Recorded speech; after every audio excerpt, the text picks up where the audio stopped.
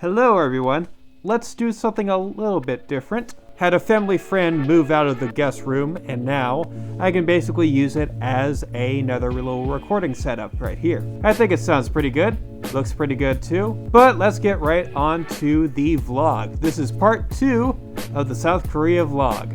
And the first order of business, I should mention that South Korea has a great system when it comes to recycling single-use tickets. So basically, when you're done using a single-use ticket for the subway or whatever they call it over there, the metro, the underground, you could just give it over to a device like so, and once you feed it in, it'll do its magic and then spit out a 50-cent coin, but it's a 500 won because their numbers are big when it comes to their currency. And that's how you do recycling right there. Now, for day 2, my plan was to actually go to some interesting landmarks and all that. So, I head over to Gyeongbok, just a little bit north of Seoul, and I head over to a little place called Gyeongbok Palace. Still a little rusty on the pronunciation there. You'll have to forgive me. Gyeongbok Palace. There we go. So similar to something like the Manhattan Zoo, they have all sorts of different little wall paintings and sculptures and all that leading up to the place. It's kind of cool and lets you know you're in the right place, sort of, I mean, not all fancy artwork and sculptures and all that are just for the important places. They want to spruce it up for all the stops in Korea and all that. So we take the stairs up from the subway station over to the ground level. It's perfect weather to go out and see a landmark, by the way. Very sunny and shiny. Warm temperatures, even though this is like May or April. There was a sign there advertising some expensive desserts and snacks that you could get, and I didn't do that because that's out of my budget as far as this vlog is concerned. But anyway, so instead of just telling you all about this amazing palace, I'll just do it a little montage for you guys. Go ahead, enjoy.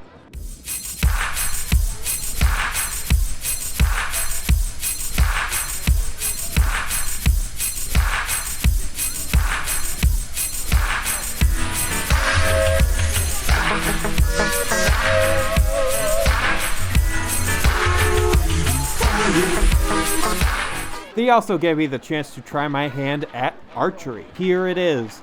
Me in all my glory, trying out some archery right here, and I overshoot it like a fool. Just an absolute fool at the archery. Don't ever make me do this again. I'm terrible. Awful, I tell you. Anyway, back to the montage.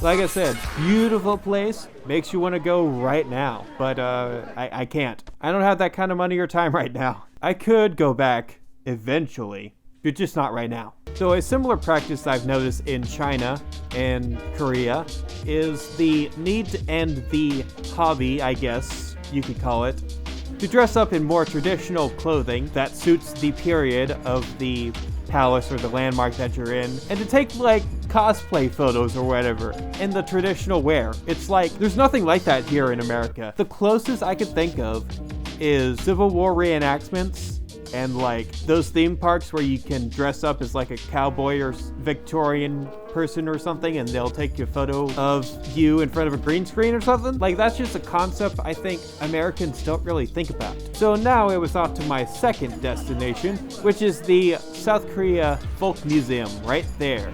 But before going to the museum, I take a little break for some lunch, because again, I was on my feet all day since I woke up.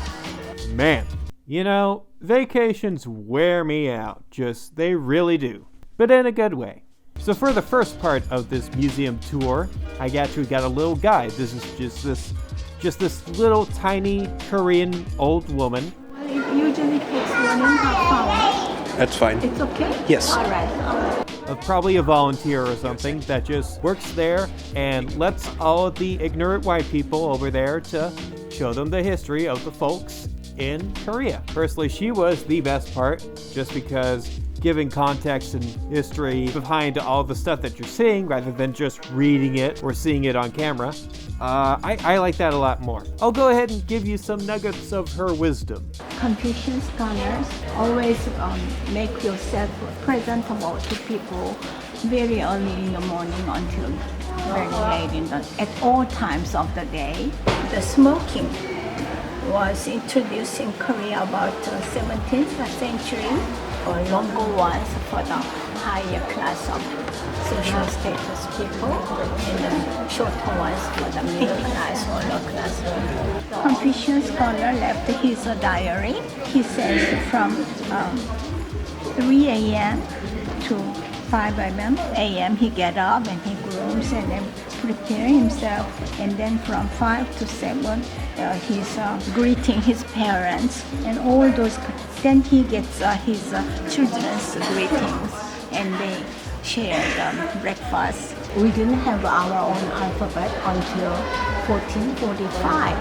You see, so before that time, people borrowed Chinese characters, and sewing box was very important in the life of a woman of the time, because they are not allowed to hang out on the street, even though they have lots of leisure time, all right?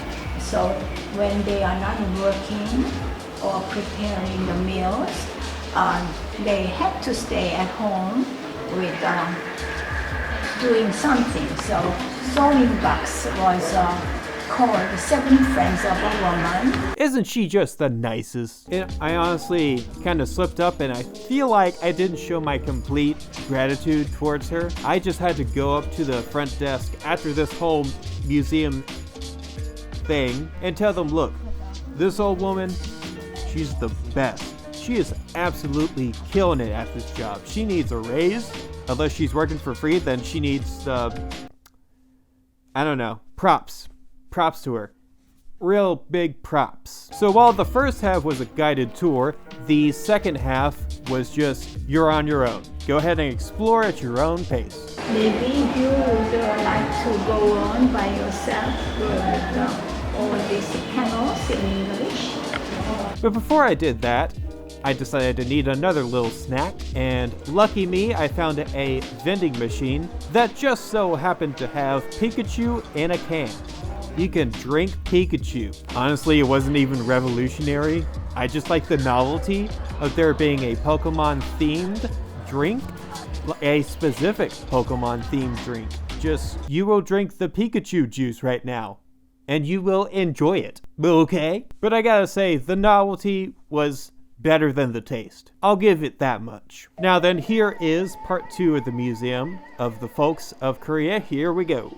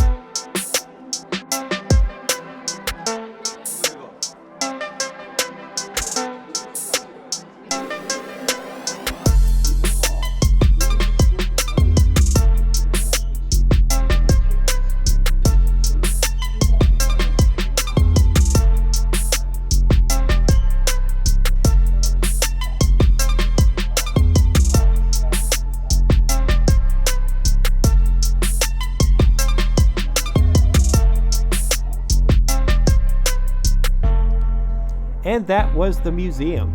It's not all just inside though, there's some stuff you could see, like some old villages that you could just sneak around in. I'll give you some footage of that right there.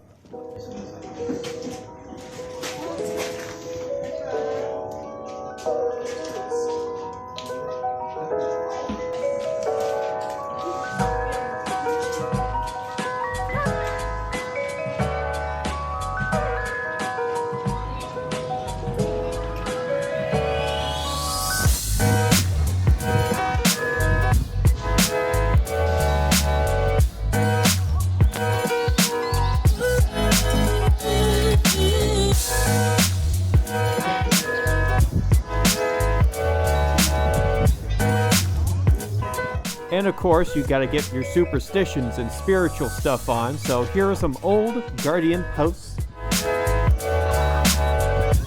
And after that, I believe I was basically done for the day. I believe I just settled because I had one last excursion to do, and that was a early morning flight back to China.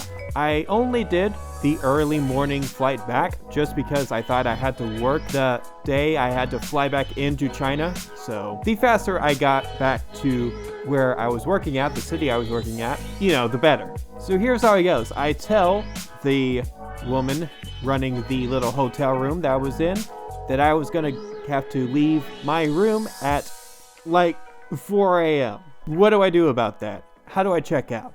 She just says, don't worry about it, just go, and I'll take care of it. I say, okay. I get no sleep.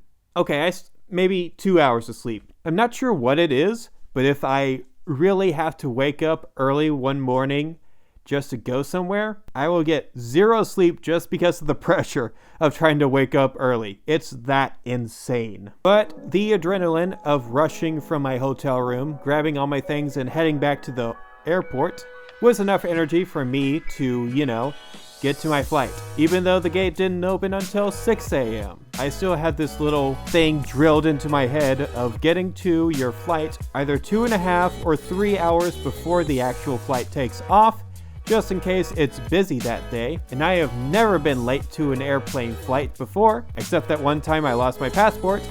but that does not matter. I got there on time, I just didn't have what I needed. Oh well. But the truly worst thing is, I didn't even have work that day. They gave me the day off anyway. I don't know. I don't remember their reasoning, but they still gave me the day off. So the early flight was for nothing, but whatever. I was back in China. I could just chill until I had work the next day. So that was South Korea. Hey, did you guys like it? Do you want to go to South Korea now? Please? I'm not begging for you to just take a vacation right now. It's just, I really like making these vlog videos because we both, you and I, we get to explore the world together. So that's always special to me, and that's the vlog.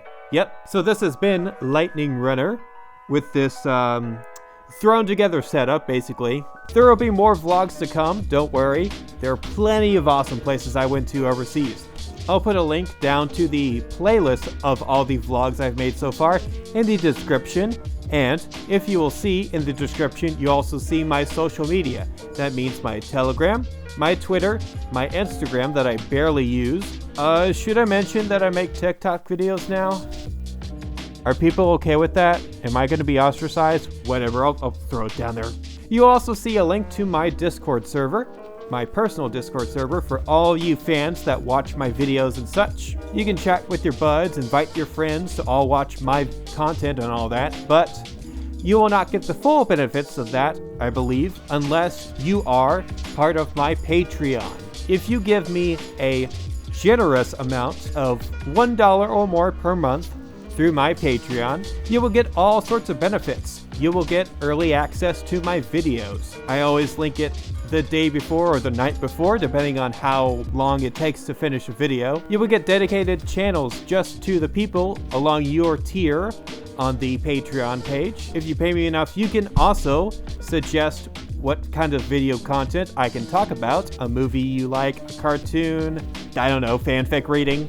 And you will get first pick of the litter for these video ideas. Finally, if you are a small business or an artist wanting to use me as your personal billboard, go ahead. Just pay me enough per month and I will definitely put you at the end of my videos or in the middle, wherever would be convenient. Again, all that in the description. My social media, my Discord server, my TikTok, my Patreon.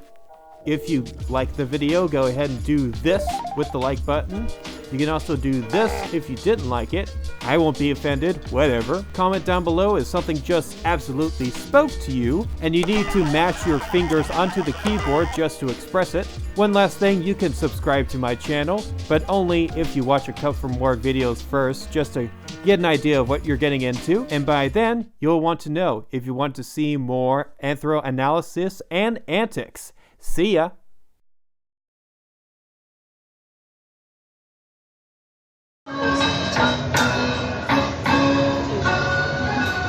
이번 역은 인천공항 1터미널, 인천공항 1터미널역입니다.